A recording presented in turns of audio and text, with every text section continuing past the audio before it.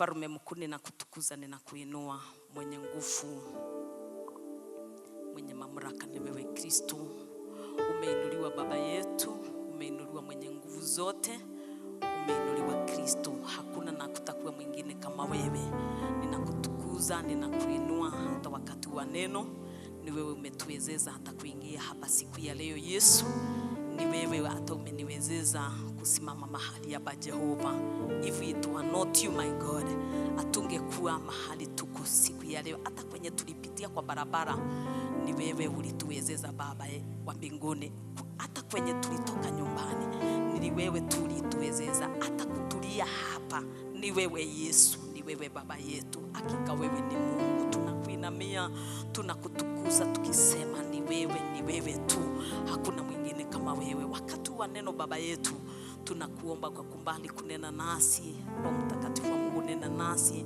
Yesu, kumbali kunena nasi. Tunakualika Emmanueli, utufunulie aliyo sirini.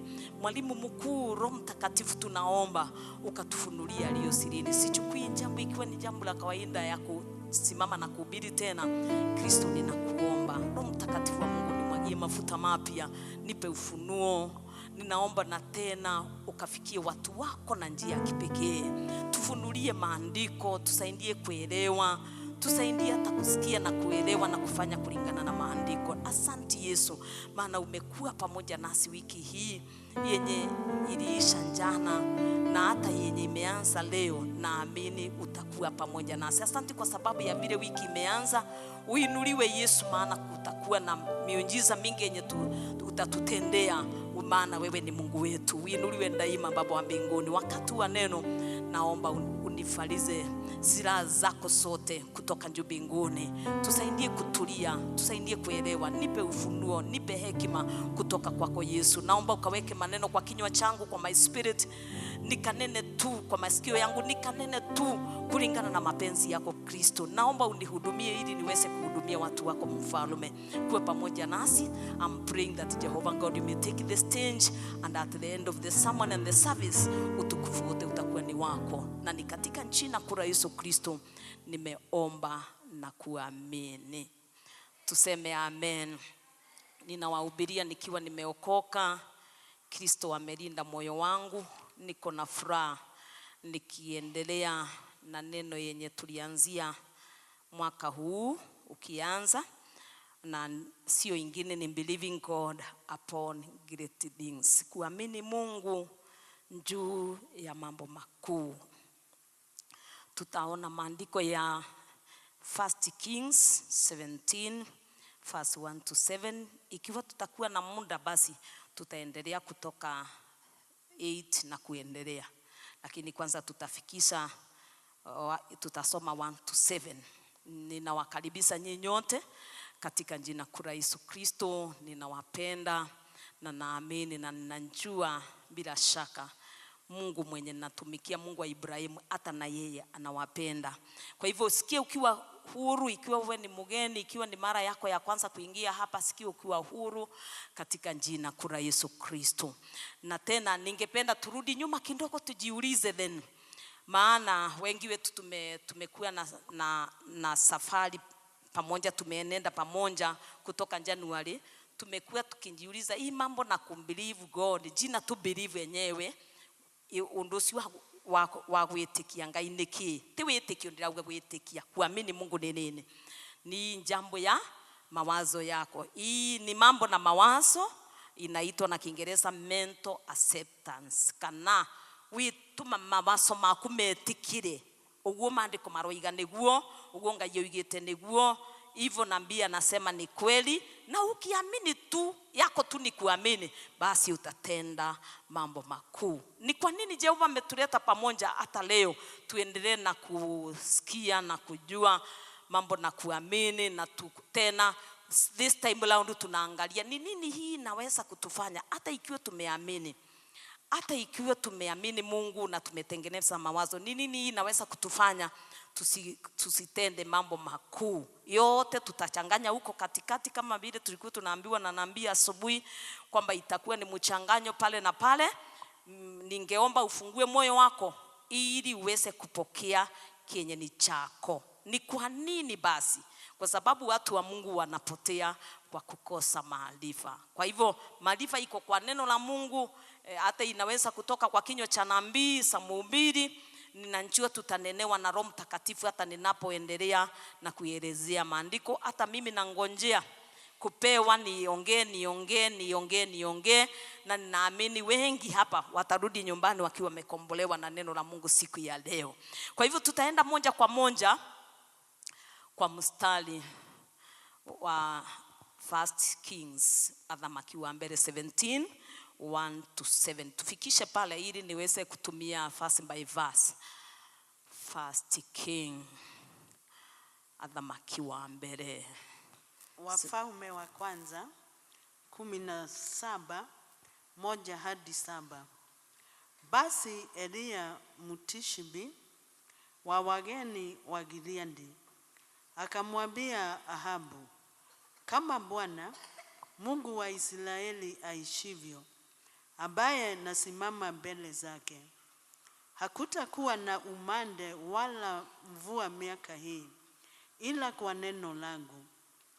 Neno la Bwana likamjia kusema, ondoka hapa, geuka uende upande wa mashariki, ujifiche karibu na kijito cha Kerithi kinachokabili Yordani. Itakuwa utakunywa maji ya kile kijito, nami nimewaamuru kunguru wakulishe huko.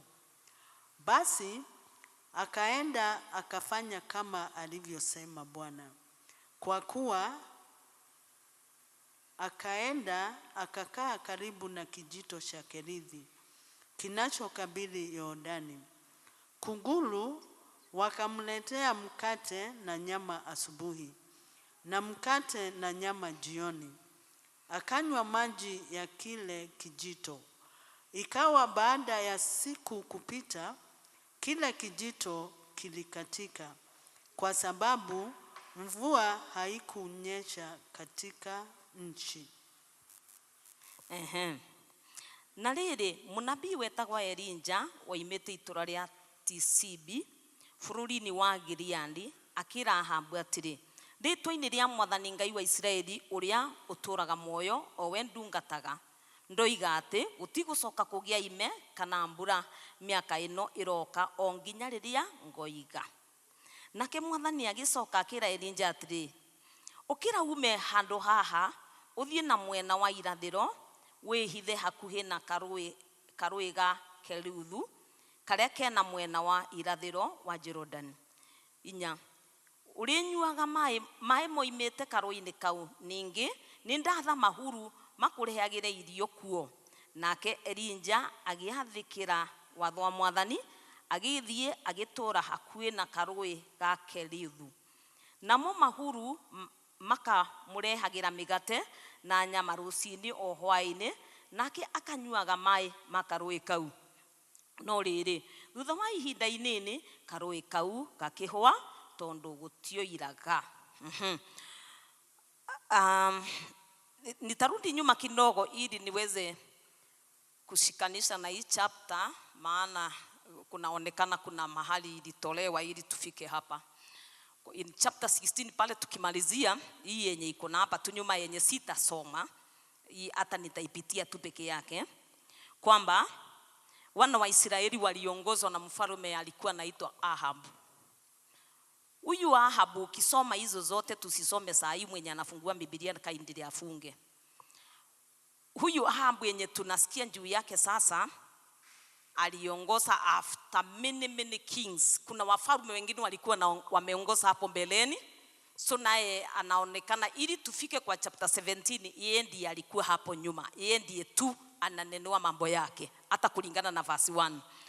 Kwa hivyo tunaona ya kwamba hao wengine walikuwa natenda tudhambi tudogo pale na pale, walikuwa naumiza moyo wa Mungu, lakini huyu Ahabu alitenda zaidi. Kulingana na ukisoma utasikia yake ilisindi, ikawa hata iko juu zaidi. Na zaidi ya yote kwamba na alijua ya kwamba hawastahili Waisraeli hawastahili kuoa watu wa dunia, that is wenye hawakuwa naabudu Mungu wa Ibrahimu. Yeye alienda mpaka akaoa bibi mwenye alikuwa anaitwa Jezebeli, na Jezebeli akanja na miungu yake, mpaka wakajengea miungu huko, wakainfluence watu wa Israeli, wakaanza kuabudu miungu na hata wakawa wanaitolea sadaka. So kwa kile kitendo sasa Mungu akakasirika. Tunapoangalia huku mbele, manabii walikuweko, Elijah alikuweko na wale wengine walikuwa na wakanya kila wakati, msiabudu miungu, tunastahili kuabudu Mungu tu wa Ibrahimu, lakini hawakuwa nasikia. So ilikuwa ni kama vita, kila wakati wanakanywa, wanakosa kusikiza. Niliwaambia hivi last Sunday, na ninakaa nikisema na ninakaa nikiwakumbusha ya kwamba ukikataa kusikia maandiko yenye tunasoma, ukose kusoma na maandiko, ukose kuiamini, ukose kutenda kenye inasema, basi utaletewa kitu practical. Ninakaa nikirudia hivyo. Ninaomba mtu mmoja kama aniangalia watoto wanafanya to and fro, waketi ama waende to and fro. Kama huyo ako na white, Mama Njimi tafadhali, maana ninaona kama Rosi anisikii. Huyo mtoto ambiwa aketi kabisa, nisimuone nje na ndani, ni aketi kwa kanisa ndani kabisa na atulie. Ninasema hivi ya kwamba ukiona tukifika kwa hii ati ni kitendo, ni maneno, ni kumaanisha waliambiwa, wakaambiwa na wakuwa nasikia, wakakanywa na wakuwa nasikia. So ikafika ni wakati wa kitendo, kitu physical. So wakati alitenda dhambi na ikaonekana ni dhambi na ni dhambi, finally Mungu ni nani? Akainua nabii. Aliinua nabii, na si ati hakuweko, alikuweko, na akampe maneno akampe maneno yenye watu watasoma nayo. Yes, watasoma nayo. Na nilikuwa ninaogopa nikiona labda wiki yenye iliisha na hii wiki before tukutane Sunday, kuna watu watafunguliwa kitabu, kuna watu watasoma. Ningeomba tu uelewe hii, ili usiletewe kitabu ya kusoma, usiletewe kitu physical. So hao waliambiwa, Mungu anawaambia achani na hii dhambi, msiabudu miungu, msifanye hiki na kile kingine. Wanafunga masikio, walikuwa very stubborn, wanafanya mioyo yao hata kuwa ngumu. So walitenda kenye walikuwa nataka. Finally Mungu ndiye huyu. Unajua unapokanywa mara mingi sana, hata na wewe unasikia na uko ndani kenye ninatenda ni kimbaya, Mungu anainua mtu wa kukuambia na hii njia yenye unaenda nayo ni mbaya. Basi tunaona wana wa Israeli wakainuliwa nabii Elijah, that is. Akainuliwa na yeye akuja na michezo, na nafikiri hizi dhambi zilikuwa zimemfika hapa. So alikuja na maneno ya mamlaka, maneno yenye ni vaino. Hakuna mwenye angesema wacha tukatubu, wacha tufanye. So alisema hivi, verse 1, tusikie sasa. Verse 1 akasema 17 akasema, na rĩrĩ munabii wetagwo Elijah waimete itura ria Tizibi bururi-ini wa Gileadi akira Ahabu atĩrĩ, rĩtwa-inĩ rĩa Mwathani Ngai wa Isiraeli ũrĩa ũtũũraga muoyo, wewe ndungataga ndoiga atĩ gũtigũcoka kũgĩa ime kana mbura miaka ĩno ĩroka o nginya rĩrĩa ngoiga. Na yake ikawa ni final. Mimi nilikuwa na ufunuo kwa wale ambao wanataka kusikia ya kwamba alinena maneno, na atunjasikia Ahabu ama wana wa Israeli wakitubu. Alinena maneno ya mamlaka, na nafikiri leo niko na mamlaka iliyo juu sana, maneno ya mamlaka. Na tulisikia hata kwa Yesu kitabu ya Marko 11 ya kwamba hata yeye alikuta mti na akaona haina mazao, akaacha kiwa mera. Yes, maneno tena ya mamlaka. Sasa anaambia nani? Huyu nabii ni yeye, ni voice of God. Kuongea kwake ni Mungu anaongea. alikuwa anaambia nani? Anasema munabii wetagwe oimete itura rya Tisibi bururi-ini wa Ngirindi, akira Ahabu. Ahabu ni mfalme, alikuwa mfalme wa wana wa Israeli. Akutakuwa na mvua miaka yenye inakunja, Kiingereza ingine anaweza kusema ni miaka 3 na, lakini wacha tupitie hii tu. Inakunja mpaka wakati nitakaposema tena mvua iko. Na ikawa hivyo sasa, hakuna kuulizwa maswali. Ahabu amuulizi na hakuna mwingine wa kuongea. Ni mimi nikaanza kujiuliza, na mbona Ahabu hakuongea, hakuuliza lolote? Kuna vyenye tunaweza kukaa kwa dhambi ndani. Tukae kwa dhambi, tunatenda dhambi kila wakati, mpaka ifike wakati una despise nabii, una despise sauti ya Mungu. Dhambi inafanya conscience yako ikufe, dhamiri. Ukitenda dhambi kwa muda mrefu, conscience yako, dhamiri yako inakufa. Hata ukisikia kwamba atekesho watu watakufa, unasema hai nini? Anaongea juu ya nini huyu? So ni kumaanisha ya kwamba dhambi ilimfanya aone kwamba alikuwa amedharau sana manabii. Na mimi ninajua hata katika nchi yetu, hata the whole world, kuna watu wanachukia manabii sana na kuwadharau. So wale ambao wanadharauliwa, si ati wewe ndiye wa kwanza, kuna wengine walikuwa wanafanywa hivyo before ufike mahali huko. Kwa hivyo tunaona hakuna kuulizwa, hakuna kumwambia ni nini, anaona huyu ni nini anaongea juu yake. Sasa huyu anasema nini? Ate kukose mvua. Kwani ni yeye anafanya mvua inyeshe? Ni yeye. Sasa ni mambo yangu sasa. Huyu ni Ahabu. So kimchezo hivi Ahabu akaenda na maneno, na huyu mwingine amefunga. Hivyo ameongea ni hivyo. Nikifika pale basi ninaona katikati yetu, tuachane sasa na mambo na nabii, sasa nitarudi kwake tu saa hii. Katikati yetu ukiona tukifika mambo na maneno ya mamlaka, maneno yenye ina mamlaka, na si maneno ya kukuelekeza kwa mambo mazuri, ni kumaanisha wale ambao wamesikia, watasikia message hii na wanasikia message hii. Wengi wetu ni wale wametamkiwa maneno, inaweza ikawa labda si dhambi, inaweza ikawa kwa wachache ni dhambi, ni kitu yenye ulitendea mtu mwenye ako na mamlaka kukuliko, ama iwe ni wifu either. Lakini kuna maneno yalitamkwa na ikawekwa full stop na inakutendekea wewe. Tunapokuangalia tunaiona.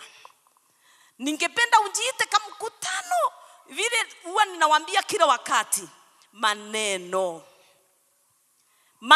ya mamlaka, na ilikuwa ni maneno ya laana, ni maneno ya kukufanya usimame, ni maneno ya kukukausha, ni maneno ya kukufanya usiendelee, ni maneno yalitamkwa, ni maneno yalinenwa. Na huwa mara nyingi huwa tunasikia inasi ya kwamba kukiwa na mtu sikiza kwanza, kukiwa na mtu ambaye ananena kitu, tunasikianga meno ikuuma. Many a times hata tukiimba hapa kama leo ameongea ile mbaya, na hii kufaulu hiyo niliambiwa ni waste time. Wamenena mpaka wametumana. Yes, nasema ni maneno ya mtu ambaye ako juu. Ukiona ukiwezwa ni maneno, huyo mtu ako juu yako. Huyo mtu kimamlaka ako juu yako. Labda kuwe kuna kamwanya ama ni wivu, whichever now tuko pale. So kila mmoja wetu sasa amejiona, yangu ile nilinenwa ni wivu ama ni huyu mtu alikuwa ametenda dhambi akatenda mpaka hata aonangi mafuta. Tunauliza hivyo ndivyo tunajiuliza sasa. Kwa Ahabu basi hakuona lolote, na ninajua wengi wenye tunaishi na wao wako kama Ahabu.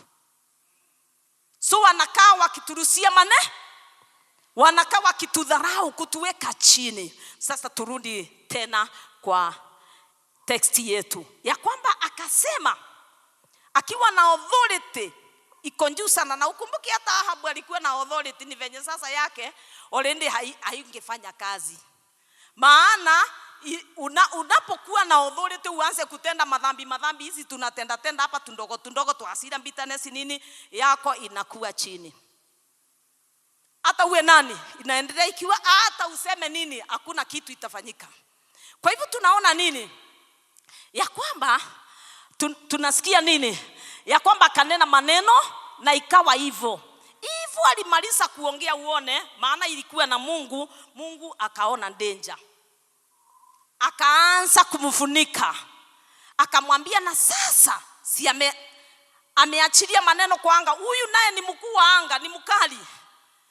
Huyu alikuwa na authority ya kuongea na mvua na jua. Huyu naye ni mkali Elijah. Akamwambia sasa kutoka saa hii uondoke huko ujifiche.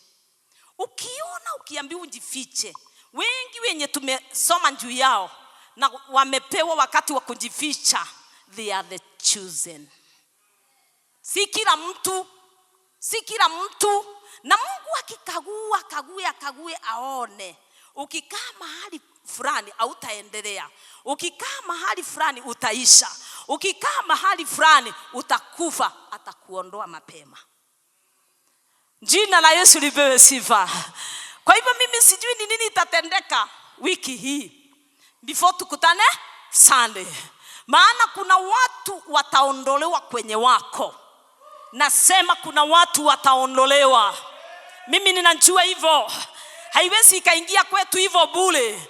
Kuna watu watafichwa na Jehova. Jina la Yesu lipewe sifa. Kuna watu already Jehova amenotice wakikaa hapa tena hakuna kuendelea, so wataondolewa. Nasema kutakuwa na movement. Jina la Yesu lipewe sifa. Na ikiwa kuna mmoja katikati yetu ambaye anatafutwa na wenye wako na roho kama ya Ahabu, ninamuombea neema na kutii. Jina la Yesu lipewe sifa. Hallelujah. Kwa hivyo naona movement kali, movement. Watu wakifunga vitu zao na kuenda. Wengine watatoka kwa ploti hii tu ingine. Kutakuwa na move ya kipekee. Jina la Yesu lipewe sifa. Hallelujah. Basi tukifika pale nirudi kwa mwingine, maana nimesikia hiyo ni ngurubu kubwa. So mnataka kumove. Mnataka kumove. Yote ambaye anasikia ya kwamba kwenye niko sasa sistahili kukaa hapa tena, asimame pamoja na mimi tuseme neguthie turathie nginya tukinyoria Ngai endaga. Hayane mwiyogoteku murathia abai kwiko no muthiete thimangbura hauole tuhoga kororocio masiarabo noregwa neriri neguthie turathie nginya tukinyoria hayane hayano marulume mairathimo mbura. May you receive the grace to move in Jesus Christ's name. Akaambiwa amove. Leudhi wehithe. Wewe tusikize vizuri ni wapi tafadhali, usijiongoze. Usikize vizuri ni wapi.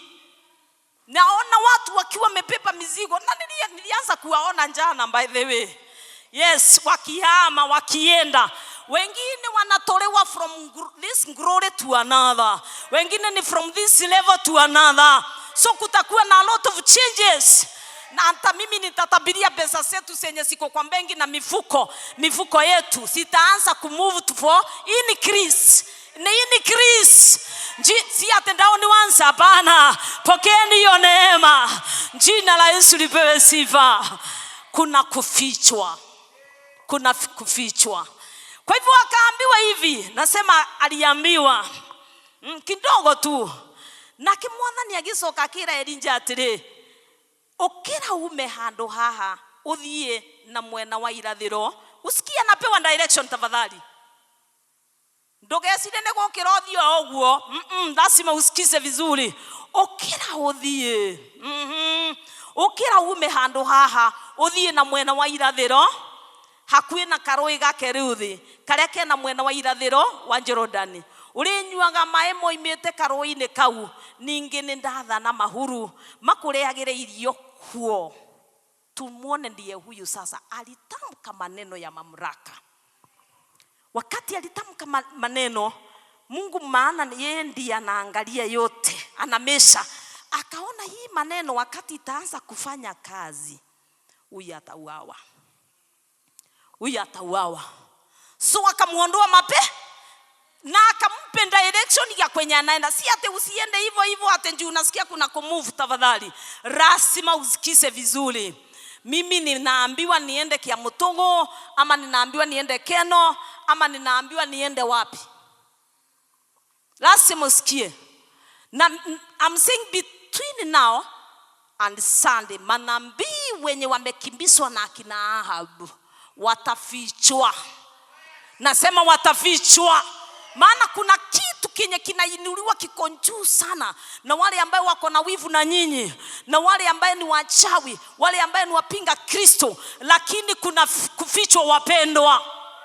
Ikiwa then utafichwa, ukiambiwa ondoka, usiangalie nyumba.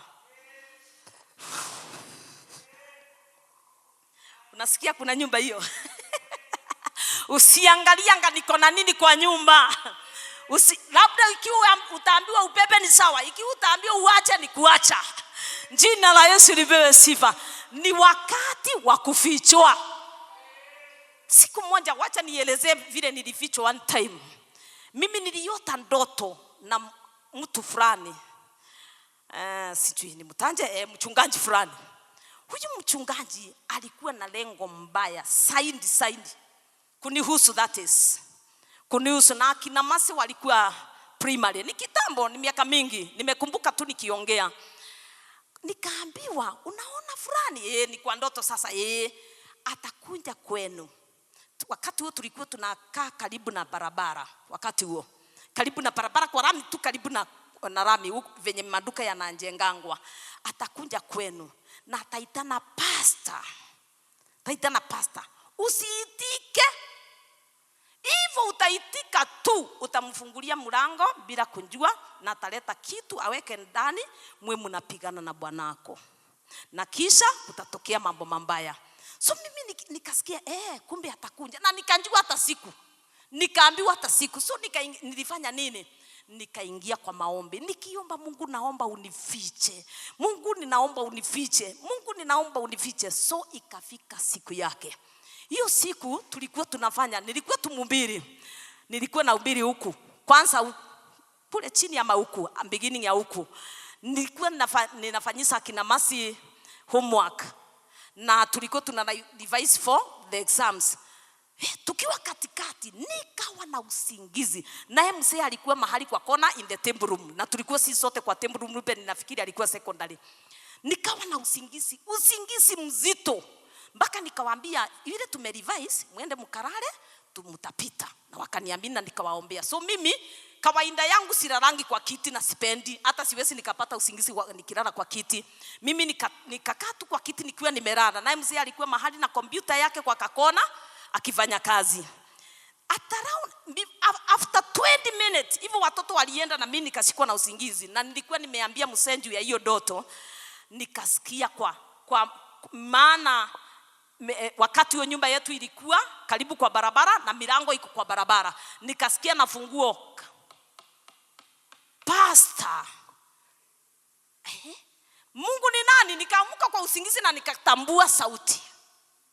Niliamuka kwa usingizi, naongea mambo na kufichwa tafadhali. Mimi siongeangi hivyo, nawaambia huwa ninatembea nikiwa living testimony.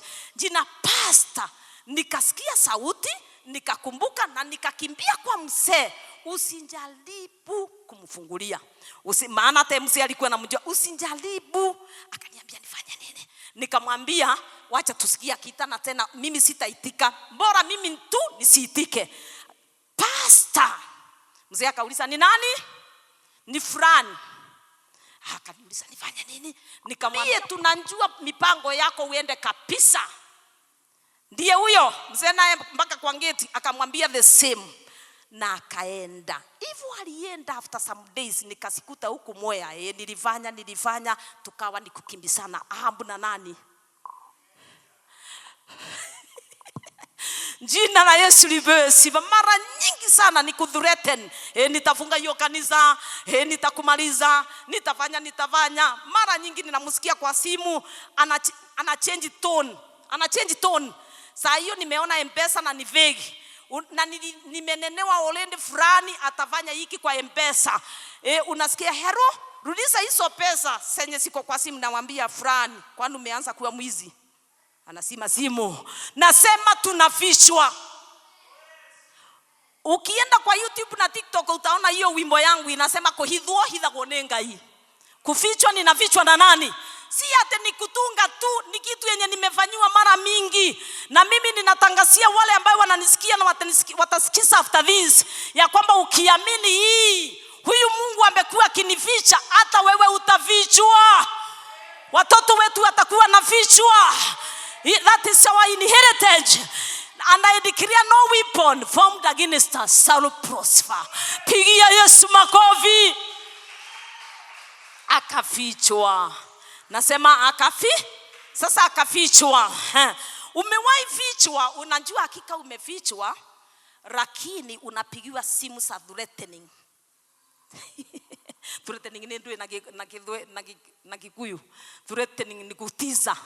Ya kwamba nitakuua, utahubiri Mwea, utafanya hiki na nikikuona hiyo kanisa. Yani mpaka hata wewe unasema unaenda ushirika, lakini unasikia hata kwa tumbo wewe mtu anako nyuma mtu ako nyuma yako. So Elijah sasa akawa hivyo. Mimi nimewahi experience hii yake. Aliambiwa jifiche, lakini ukiona akifichwa ni kumaanisha Ahabu hakuwa mtu mzuri. Kumaanisha wale ambao tumeishi na wao, wale ambao tumekaa na wao miaka mingi, ni wale ambao wako na ubaya wetu zaidi. Je, hivyo miaka iliendelea, siku ziliendelea, watu wakaanza kuona kumeanza kukauka. Na sisi siku moja, by the way, hii yenye aliambiwa kajifiche na akapewa direction, naende akatoka sasa kwa nyumba. Imagine nabii ametoka kwa nyumba, anakaa karibu na mto. Hata ikiwa kuna provision, anakaa wapi? Karibu na kamto. Anakaa hapo, hakuna kupika tena, hakuna lolote, analetewa mikate. Hiyo iko sawa kabisa. Uko very comfortable, lakini in one way or the other you are not comfortable. Maana ona umetoka kwa nyumba, unaambiwa ukae wapi? So ukisikia mambo na movement, wapendwa, tafadhali lazima tuombe neema. Ukisikia kuna kumove, lazima tuombe neema. Neema ni uteithio kuma iguru. So akiwa pale karibu na hiyo kamuto, alikuwa naambiwa atakuwa naletewa mikate, chakula, that is, na kunguru. Ni kunguru. Na hiyo ndege, that is. Lakini maji anakunywa wapi? Unjue ile mikate yenye ilikuweko kitambo si kama yenye tunakula, ni ile ilikuwa ile ya kukanda, hiyo unaiona yeyote ile. Lakini anapelekewa no maji, ni wapi? Ni mto. So akakaa na hiyo starehe, hakuna kupika, nikuletewa rendement kwa munda. Chosen, can you hear me? The chosen people, can you hear me? Ni lazima ujue season. Jina la Yesu lipewe sifa. Hapa ni chakula kutoka wapi? Hakuna kupika, lakini unalala nje. Lakini kukura unakura kama kwa hotel. Manji si ya botolo, ni ile inatukunyo pale. Mungu wetu ni nani? Anamtuza tu. Akakana hizo starehe, kuletewa ni kuamuswa mtumishi. Hata anaona mbinguni, anaona vile anakimbizwa, anaona una watumishi ni wakuona manambii. Then ukiwa kwa usingizi mzito unasikonga gongwa na kinyoni, kungulu, amuka wakati wa kukura. umefika. Na silikuwa sinapikwa na nani swali. Sijui kama kuna mtu anaweza kuamini hivi. Wale kunao hawezi wakaamini. Maana wanaamini lazima chakula ipi. Na ikiwa kuna mtu katikati yetu ako chosen kama huyu, na wakati wake wa kukimbizwa umefika, akifichwa awe ajitayarishe kukula chakula kutoka wapi? Kutoka wapi? Si yenye unashinda tu ukisema leo na kupika sukumanga ni nini? Impact food. Na maji ni ujipeleke. Maji ni wewe unajipeleka. Basi tunaona nini? Akiendelea na kuletewa na kukunywa maji, mwenye alinena maneno yakamgeu, hata naye aka experience. Watu wana experience yanje. Hata akaanza kusoma. Kumbe hata manabii wanasoma. Akaanza kusoma, hao watu wanasikia anje, maana mimi nakunywa maji, hao watu wako anje. Mto ikakauka. Ujui alikuwa amechukiwa sana na wana wa Israeli. Walikuwa wameanza kunjua ni ule nabii anajiita nabii, ndiye alikausha huku, ndiye alinena maneno. Ni ule nabii. Ni ule mwenye anajiita nabii. Ni ule muombaji. Ni ule mwenye anasindanga kanisani. Hayo maneno kama hayo sasa. Ni ule mwenye anatoa sana maneno kama hayo. Mukali once. Kwa hivyo ikakauka, ako pale, ikakauka. Mimi kwanza, let me minister to somebody, nikifika kwa mtu kukauka, ili niweze kusikanisha huko kwingine.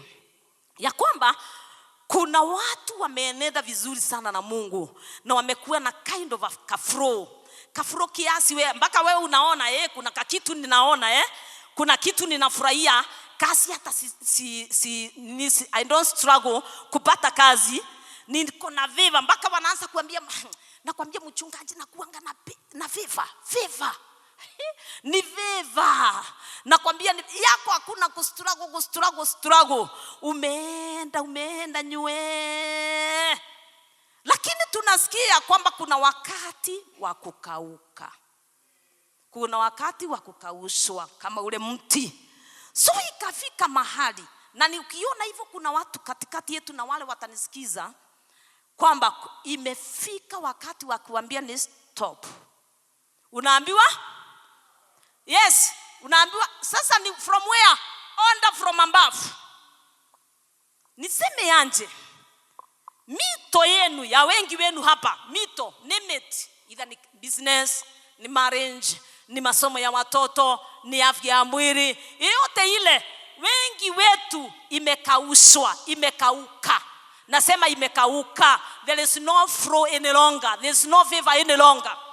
Bali ikiwa imekauka hivyo, basi tunaambiwa anje, Mungu mwenyewe akikausha, wachana na watu maana hawana authority, hawana nguvu. Mungu mwenyewe akikausha. Unaona hata kwa ibada ya leo kuna watu walifanywa nini? Thank you. Nani huyo? Mpigie makofi. Huyu ananifanya mzuri. Yes, kuna watu waliambiwa kuingia huko ni no. Yes, kuna watu walifanywa kausha. Maana nilikuwa nimeona wamefunga kamba pale kwa gate. Na kulikuwa na fries. Silikuwa sinasunguka. Unajua fries ni nini? Ni uchawi. Yes. Hata wakandea kuja mpaka hapa kufanya hivi vidole, lakini hawakuweza. Kunao walikausha. Walikuwa na upendo sana hata jana usiku, lakini saa hii, na hata they are not sick. Walifanywa nini? Huyo ni mto. Ningependa tuangalie kwenye tumekuwa dry, kwenye kumekaushwa, that is. Tuangalie ni wapi. Ni wapi? Ni wapi? Ukumbuke kuna backup yake, kuna si hata inakaukia hapa, juerija yako hapo. Sasa ni wakati wa mito yote kukauka.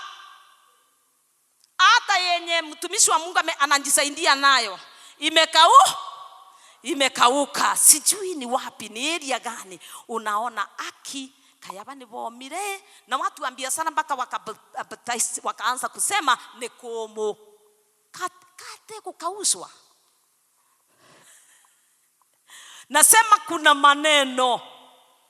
maneno inaleta mpaka kwa kondrai kukausha. That is ni maneno ndio ninataka tuyasikize, ni maneno. Basi nabii kamuto kakaenda ako pale. Kwani huu nabii atakuwa comfortable? Hii ni pattern ya Mungu to the chosen. Hii ni pattern ya Mungu. Kamuto kakakauka. Mungu wetu ni nani? Si wa njia moja, si wa mlango moja. Shida yenye tuko nayo wengi wetu. Unajua ni kwa nini tunakaa hapo ikikauka tunakaa hapo? Hatuoni mbele, hatuoni nyuma, tunaanza kuchukia mhubiri ama nabii, tunaanza kuchukiana sisi wenyewe, tunaanza kuwa na wivu ya ule na mmoja na ule mwingine tukiona akisaidika. Ni kwa sababu hatujui. Ikiwa ni Mungu alikuelekeza mahali fulani, then kuwe na that dryness ama mahali pale kuwe na kitu ya kufanya area in one way or the other ukauke. Basi unjue ikiwa ni Mungu ni aguragia penji yengi. Mungu huyu akimalizana na kamuto anafungua peji ingine. Jina la Yesu lipewe sifa. Na mimi nataka kutambiria mtu katikati yetu ambaye amekuwa kitembea na Mungu moja kwa moja na anasema hakika ni Mungu, na area yenye amefika olende kumekaushwa, ninatangaza niyo page.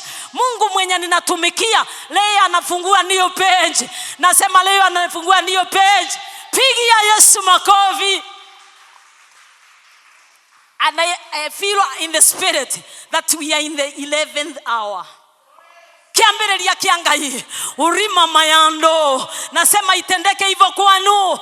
Kuna mtu alitamka maneno, natangaza hayo maneno leo inaisha, unaanza penji mpya. Nikimaliza ibada ya siku ya leo nakwambia kuna wengine wataingia kwa season nyingine. Season mpya. Season mpya. Pigia Yesu makofi. Hallelujah. Eta kuangaio hingo la kapenji yenge. Wacha kusinda ukikasirikia mtu maana alikausa kabisa. Hata nikitoka hapa enda uweke mawe na nini, weka kabisa, penji nyingine itafunguliwa. Jina la Yesu lipewe sifa. Isipokuwa labda uwe na unjinga ati ukirakarira Ahabu, uramurakarira ki? Kwa nini unakasikia Mungu anafunga pale akupeleke konge kwanyu we? Jina la Yesu lipewe sifa.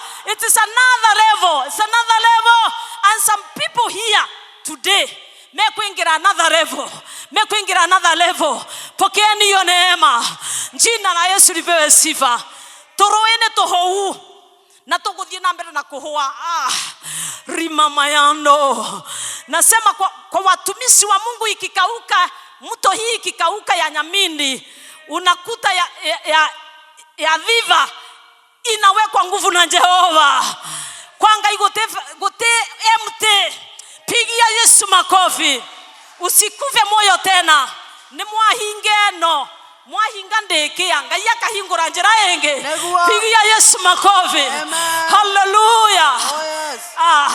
Amen. Yes. Amen. Hivyo ndivyo Jehova anasema siku ya leo. Ya kwamba verse 7 niketi uone si mambo yangu. Sikiza. Na rere thutha wa ihinda inini anywerera tomae na megate. Ihinda ini hakuna kora ni inene. Ihinda inini karoe kauga kehwa tondu gutioiraga. Nake mwathani verse 8. Nake mwathani agicoka akireria atiri 9. Riu ukira uthie itura ria Sarefathu bururi wa Sidon ugature kuo. Niriri ninjathete mutumia wa ndigwa uturaga kuo akuheage irio. Soma na Kiswahili ni nane. Kwa wale wote tunaona kuna kukauswa kuu, asiothe makaukisireto na maneno. Either ni msasi alikufanya hivyo, either ni mwalimu alikufanya hivyo, either ni mchungaji fulani, either ni murogi, either ni neighbor. Leo nasema hiyo ni yao. Magatigo gebarawa ikaraga. Magakwetha rocio makwage. Uri mama yando. Watakutafuta mahali walikuweka na maneno wakukose. Maana mahali wasasi hawakufika, mutafika. Nasema mutafika. Tutengeka ngoria siali itumeikarire. Tunaenda kuenda. Pigia Yesu makofi. Hallelujah. Amen. Ndoiga negothie. Neguo. Na lewi irumine siathira. Tondo chapter ingine ya hingoro. Pokeeni hiyo neema. Jina la Yesu lipewe sifa. Hallelujah. Tuwe tunasema amen. Tunasema amen. Amen. Unajua ninasikia kutoka hapa na hapa hivi, kuna mwanamke amelaaniwa na mume wake. Mwanamke, unajua ni kwa nini mwanaume hata ikiwa unaonanga ni kama hajaokoka na kaa vizuri ako na authority? Kwa Biblia ako na authority, maana mwanaume yote either ameokoka ama hajaokoka ndiye the hand. Ne Biblia ne singo wale ambao wameolewa wachunge sana, wanyenyekee sana, nondo nemugo kinyerwa mbuleki muno ndokonio gwate takethegethegio guothio kingitamuka kimetamka. Kwa hivyo ninasema hivi, inaweza ikawa ulikausiwa na njia moja mairingi nundu wako hiokirwa na andu aria arakari muno, ulikausiwa na yeye akasema jambo, na hakika unaona ugu ndirathie neguo. Hiyo chapter silikurosiwa, ninatangaza uende uhambo. Kutoka leo nimekusamea. Wenyihie uendelee na kuhambo, lakini kuna new page. Tiga kuikara hau, nimekutoa pale. Ikiwa kunaye anataka hiyo neema ipokee, pokea, lakini uchunge kuna kunyenyekea.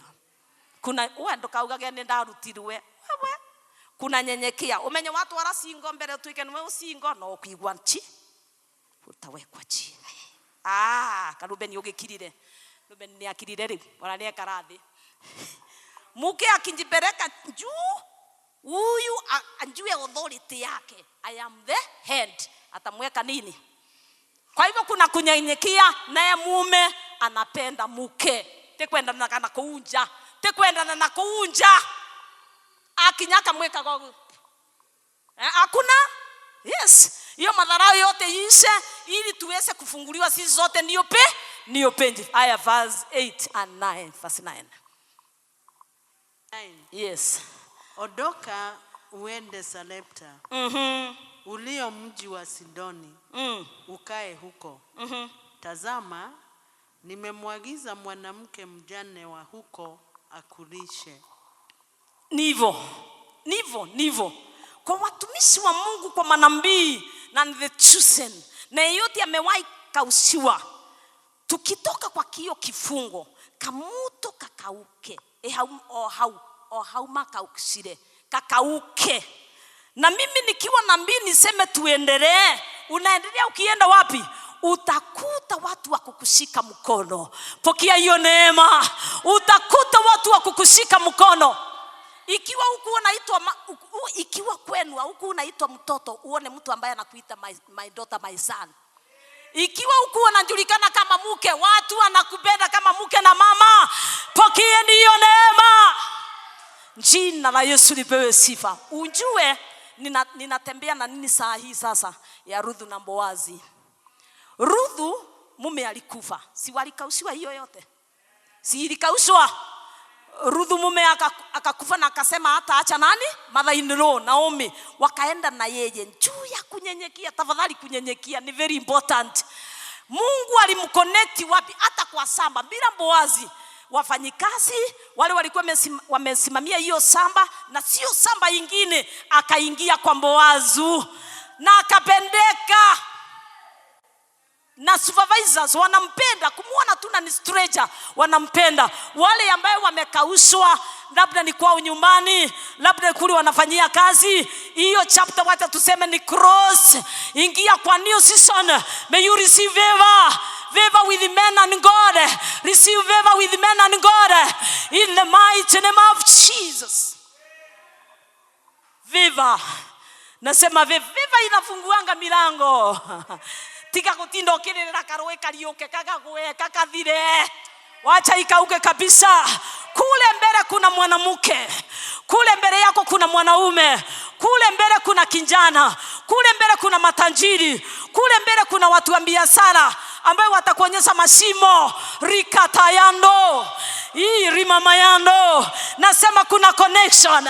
Nasema yes, hiyo ndio neema yenye nimebeba leo. That somebody in our ministry atapokea connection. Wacha watu waseme watakusaidia. Kuna connection leo. Nasema kuna connection ya kiungu. Maana hii pattern ni ya Mungu. Hii pattern ni ya Mungu. Pokea hiyo connection. Pokea hiyo connection. Pigia Yesu sangwe. Okera othie. Tiga gutinda ukiuga na nigu ndirakite kibanda. Mbakara. Hanga nilifanya. Kuthie ne kuthie. Jina la Yesu lipewe sifa. Usishinde kuangalia kamuto, wacha kakauke kabisa. Ona mwenda kuombera nyuothe family, ombera imuge kausa kabisa. Leo family, mutakausa, muna kesho mkinitafuta pale kwa mto hamtaniona. Wengi hapa hawatakuwa naonekana. Jina la Yesu lipewe sifa. Labda kwa mitandao. Jina la Yesu, labda tukipigiana simu. Na sio lazima nijibu. Jina la Yesu lipewe sifa. Kwa hivyo kuna kukauswa na tunatoka leo. Wale ambao tumewekewa break, tunaondoka leo. Nasema tunaondoka na tunapewa miguu ya kuenda. Spiritual feet in the mighty name of Jesus. May you receive the grace in the mighty name of Jesus Christ. Pigia Yesu sangwe.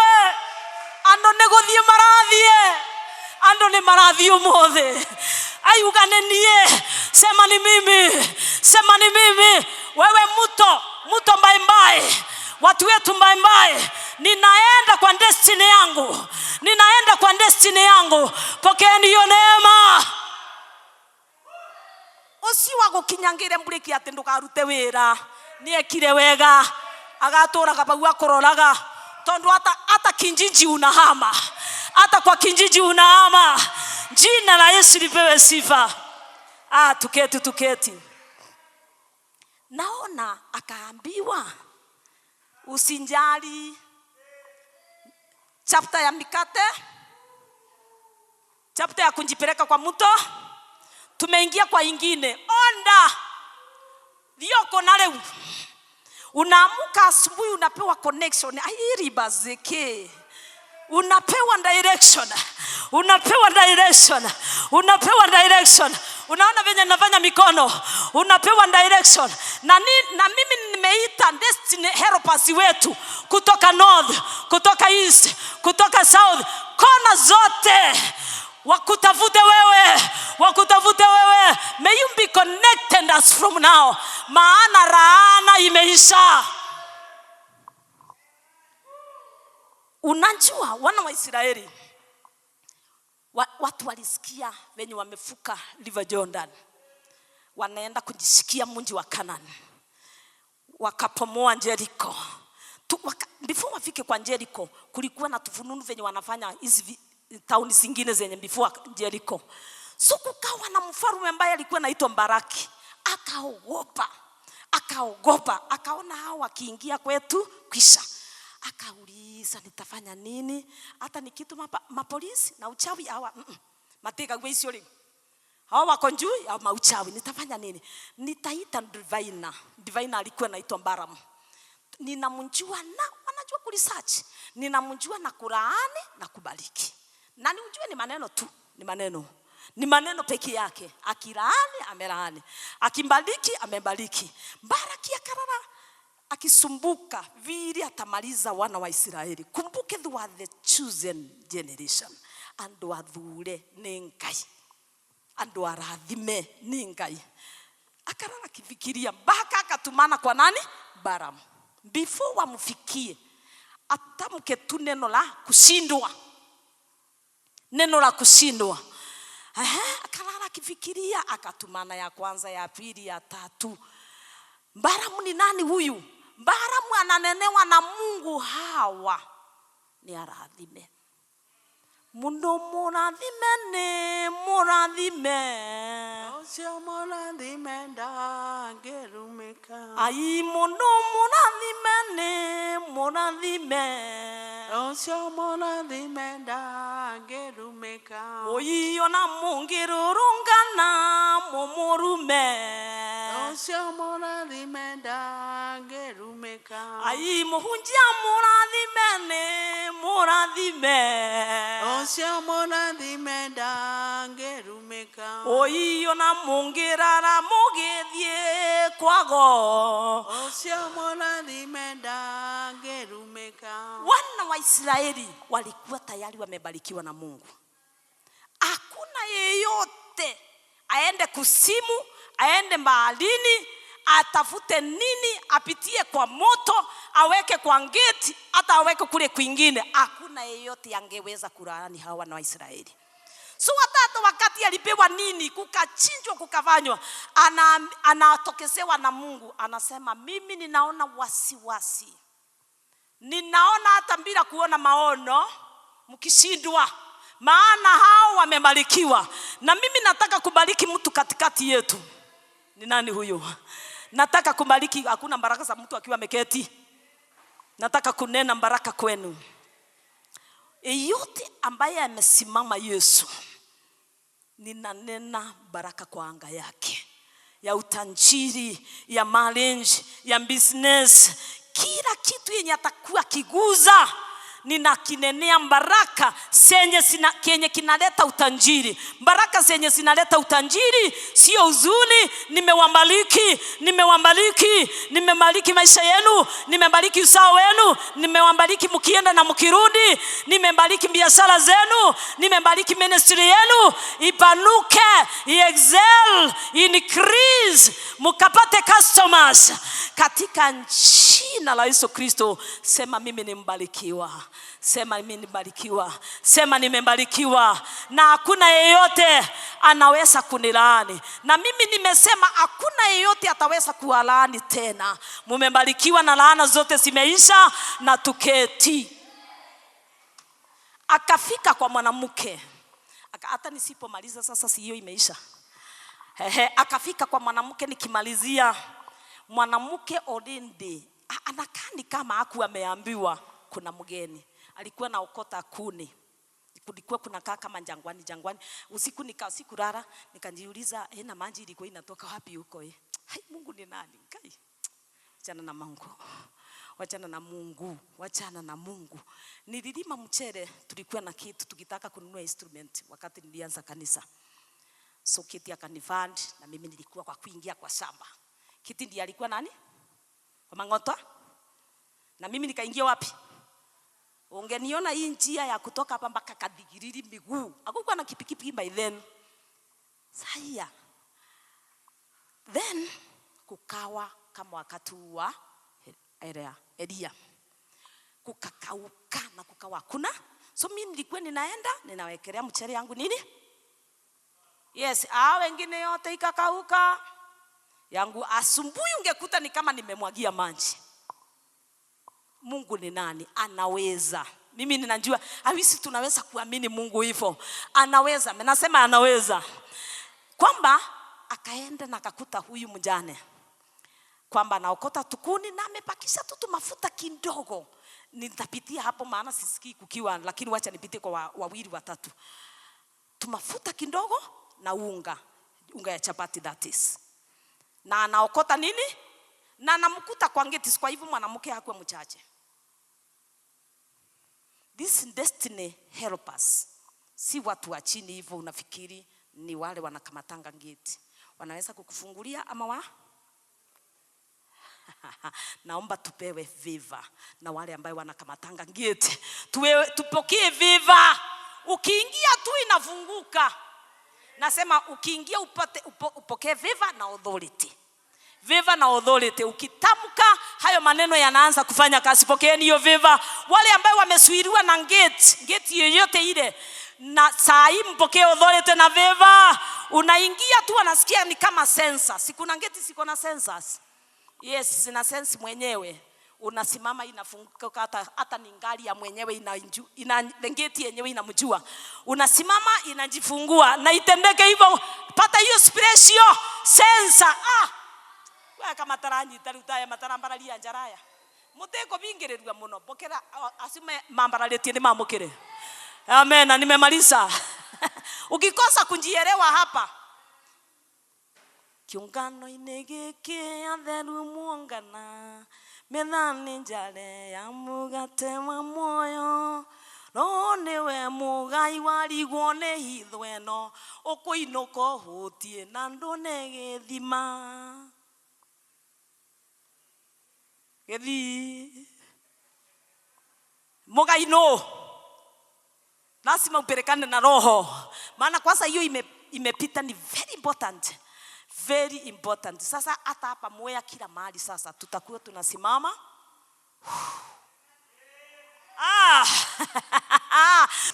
Whoever anajiita ngeti, may you receive the sensor. Rabo sekete yando. Nasema imetendeka. Hiyo ni I wish mmenjua Kenya nimeachilia saa hii. Nione tu watu kama 5 wanatembea na hiyo. Hakuna kusuiriwa tena. Unajua Jehova aliniambia no limitation. Tembea na hiyo as from now.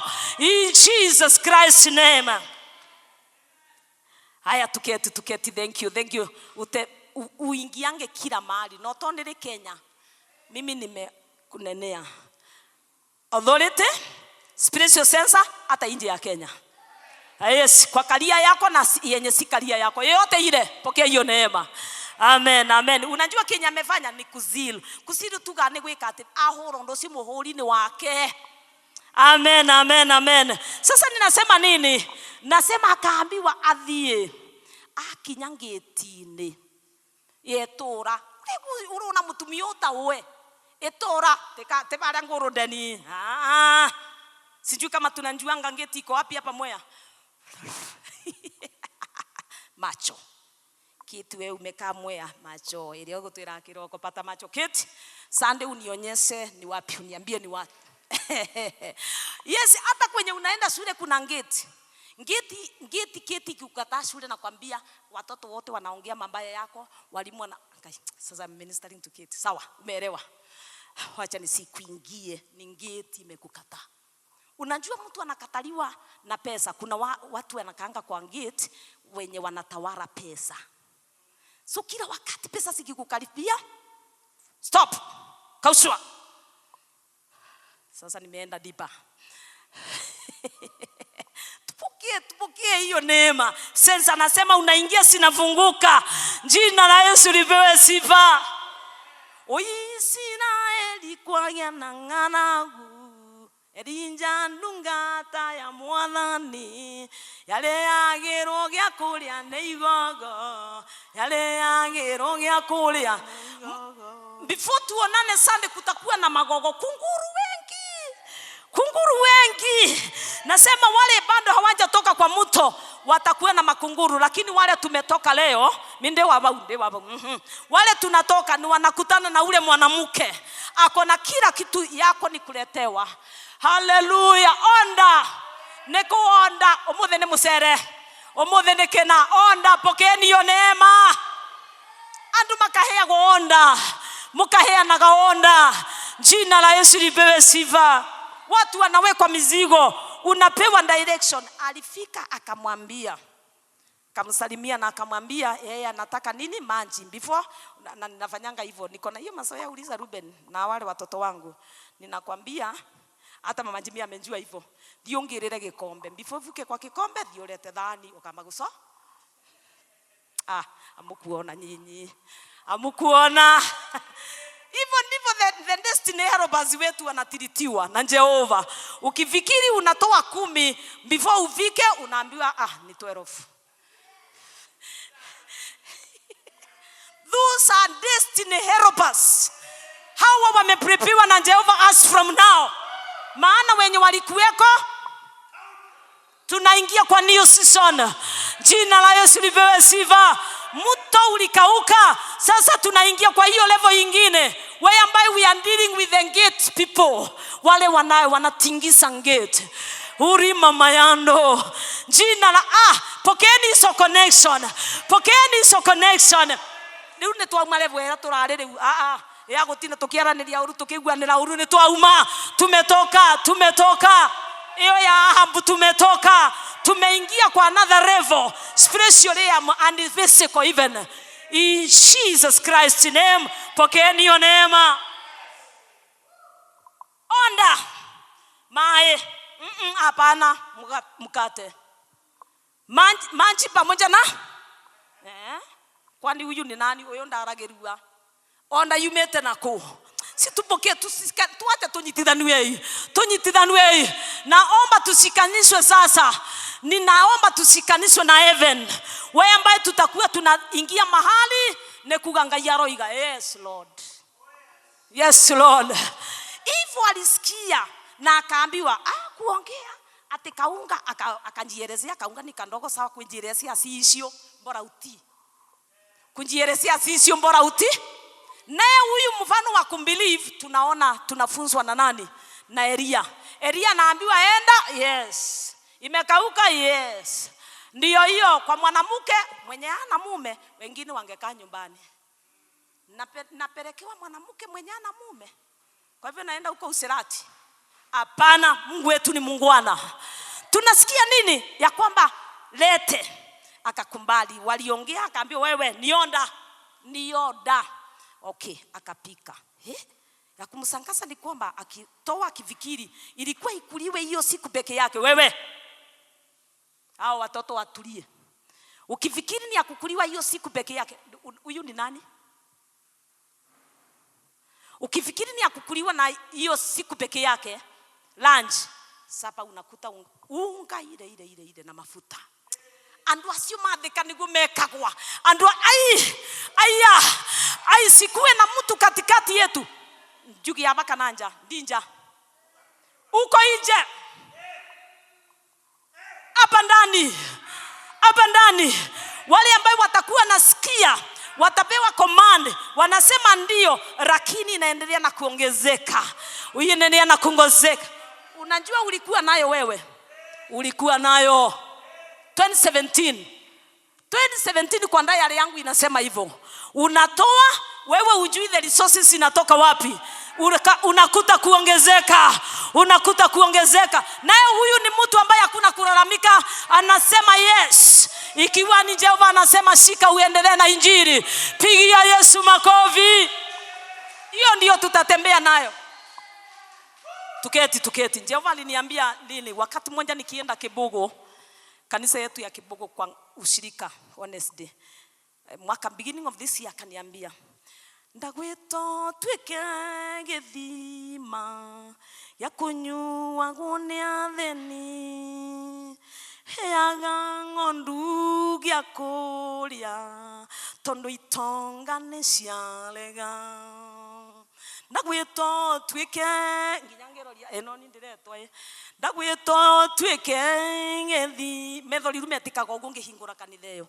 Ndagwito twike ngethima ya kunyua gunia theni, heaga ng'ondu gĩa kũrĩa tondu itonga nĩ ciarega. So kila mara nikwambia usikumbali hii kisima ikauke. Isitoe maji yenye ni chungu, itoe maji tamu. Kila mara nikitoa overflow. Jina la Yesu lipewe sifa. Amukusikia hiyo? Yes, ukitoa ingine, ukikataa abana haiwezi kaisha. Ukikataa thank you. Ukikataa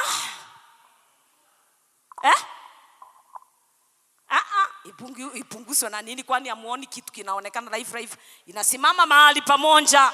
So mimi ninanenia wale ambaye tunataka kuwa matajiri sasa, kuongezeka. Uoni our brother hapa anajenga hapa saa hii mpaka karibu Kenya yote. Na labda utamsikia mahali pengine. Naye angalia watu wenye ameanjiri, anatoa. The more anatoa ndipo anaongezeka. Na hiyo ndio principle ya kuwa tajiri. Pokeeni hiyo neema. Tajiri gogo gotiri mwathani aya marenda gwikana ntao twe mibuko kathugu na ibio mukarete king'ori sawa nikuthuragira ku mubuko ithari ya mubothi ni komire ukane 20 bebuti koragwa ikarete ate Rubeni na ku mubukoni tondu menye ugu umenyite aliza sasa na vingo unasukumwa perekania. Unasikia kimsukumo wewe toa 20. Unaona fulani msaidie na hiki, unasukumwa na wewe unjutaki yaone, unaichagulia na mikono. Hapa kuna watu wako na sensa ya mikono ya kuchagua ile ndogo. ngiuga ameni niguo kana ile itena metho iria ndumumu. Na mama mwingine akaimba ngutura marima mefuko-ini yanyu mbia cianyu ithie igeitekaga ndwe nginya mukamenya tene Ngai. Situombe tu hiyo mifuko ifunikwe. Kwa nini unachagua huko Kang'ori na kwa daktari unatoa ngiri? Mundu ni raka mundu amen. Ndio. Si kweli mimi sihubiriangi mambo ya pesa, sijui imetoka wapi. Sijui inatoka wapi, naisikia tu ati watu ambao wanafanyanga hata ikiwa ni kwa Kipetu wanaangalianga. Umewahi angalia kwa Mbasa uone 50 yenye imeraruka kabisa. Mpaka ninaambiwa mama Njimia nipelekee kwa bank. Inakataliwa na makondakta. Na si ate huko na kitu kasuri ni kuchagulia pastor we uthio menye kuria gutware yo. Ngutura marima mefuko-ini yanyu Milimo ndwari ninagembia cianyu nginya mukamenya Rubeni kama buko wake waturwa kana gukwa tulisogue. Iko hivyo, hiyo ni message na imepita. Alituambia wale walikuweko. Kuna Wagitheri, kuna nini Ruben na kuna kisima. Ulisema kuna kisima na ukaona hata kukiwa na nini. Mimi niliona Yesu akiwa amesimama hapa akiniambia kuna vitu anataka kupe watu wake leo hapa. Na nikauliza mbona namuonanga hapa? Mbona leo amekuja hapa? Akaniambia hii ni yako. Unasikia unasema. Wao wakiamini wanaenda nyumbani na kila kitu. Jina la Yesu lipewe sifa. So ikawa hivyo, hata tusiendelee na huko kwingine maana alitenda miujiza wakakaa pamoja mpaka wakati mvua ulinyesha. Thank you. Wewe ukisomea huko kwingine tumemaliza. So hii yenye ya kusikaniswa sasa ni mpaka wakati wewe utasikia unaweza kujipeleka. Unaweza kutembea ndogegetora unyiteto moko throughout. Hapana, kuna wakati hata wewe wakuachilia huyu wakukushika nini? Uingie hata wewe kwa anga ingine mpya na umbaliki. Teko momena. Jina la Yesu lipewe sifa. Tusimame nimalize. Ninamalizia nikisema nini? Umesikia? Waambia kuitaragira na unahimizwa, si wale hawajahimizwa tafadhali. Unahimizwa 200 500 ngiri na ugatara kuumo karuta 50 ende mboka. Mibuko nayo twauma igagiturwo tunaelewa hivyo. Ukichagulia na huko unachagulia na huko unamondora. Hiyo ni 10, hiyo ni 20. Kang'ori hapana, huku kwa hata kukuange na 10 na 20 50 sisi yenye zimeraruka ndizo zinakuanga nyingi sana. Unachagua. Unaona kuna mashimo. Mimi sitaki mtengenezewe mashimo. Wewe kile Mungu atakuhimiza maana hii ni kenye unasikia fanya hivyo. Maana God blesses a cheerful giver. Ngai arathimaga ngoro iria etutagekene ikenete.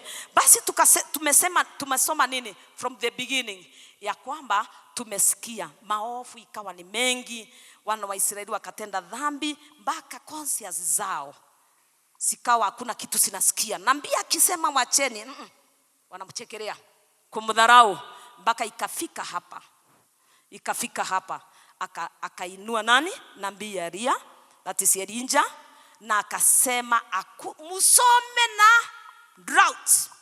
Mathomire na ndoe kwa gambura. Maana mmekosa kusikiza maandiko na manabii ili mprosper. Mtasoma na kenye mnaona. Mvua miaka 3 na hakuna. Mpaka wakati atakaponena yeye tena kuna mvua na ni after 3 years and. Unaona kama hao watu walikuwa nasikia anje vibaya hata wangemuua na kumchukia. Lakini tunasikia ya kwamba yeye mwenye kutamka alifichwa na Mungu. Na tukasikia kuna watu wametutamkia maneno mambaya ya kutukausha, ya kutumaliza, lakini tumeimaliza leo. Na wale ambaye bado hawakuelewa wataachwa hapo kwa mikate tu, lakini wanjue kamuto kataisha.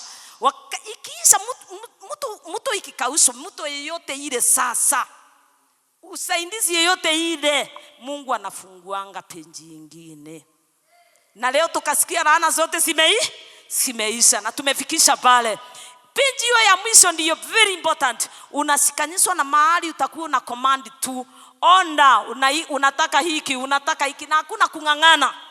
Ndipo tunafika kwa hakuna kungangana. Basi tukiwa pale naomba ujiite mkutano ili ninene neno la neema. Neema ni grace, help from God. Jiite mkutano kwa dakika chache.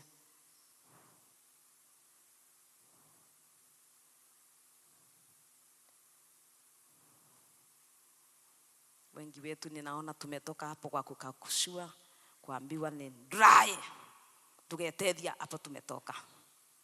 Tunaingia hapo pengine sasa tusikanishwe kwa destiny zetu, tufike kwa destiny zetu, tupate the destiny helpers mpaka tufike kwa destiny zetu. Wewe ndiye unajua uko wapi, na ikiwa unataka maombi yangu, unataka ninene neno, uinue mkono wako juu niombe kwa kifupi sana, maana umesikia ulindi imetendeka. Mfalme mkuu ninakutukuza, ninakuinua. Mwenye nguvu zote ni wewe Kristo. Mwenye mamlaka ni wewe Baba wa mbinguni. Ni wewe tunainua Baba yetu. Ni wewe tunatukuza Yesu.